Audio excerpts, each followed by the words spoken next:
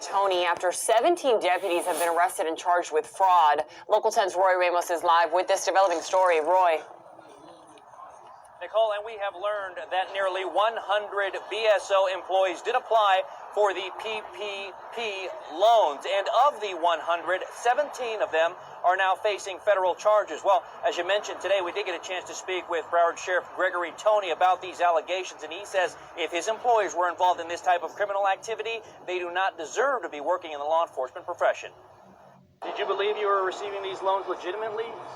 17 members of the Broward Sheriff's Office, which include both BSO deputies and detention deputies, released from the federal courthouse in Fort Lauderdale after being indicted on charges that include wire fraud after federal investigators said they fraudulently applied for and received funds from the Paycheck Protection Program, or PPP loans. Bonds were set. They're being released. Nobody, as far as I know, is being detained. And we'll take it from there. We'll be back in court. Attorney Brian Silber represents 3 of the defendants, some of whom have either been suspended or placed on leave pending the outcome of the investigation. I can't comment on the nature of the case. While the charging documents do not allege that any of the defendants committed the charged offenses in the course of their official duties, this does not in any way diminish the seriousness of what the defendants are alleged to have done here.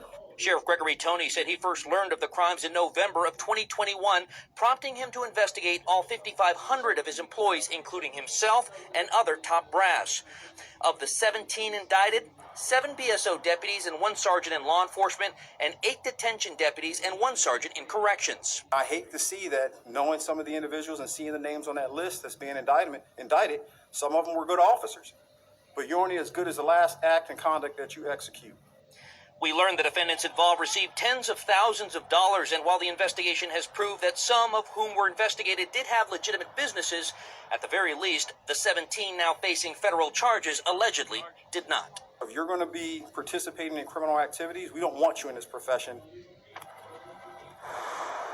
BSO employees have been indicted. We are told that this investigation does continue, and there could be more indictments to come. We'll be sure to stay on top of this.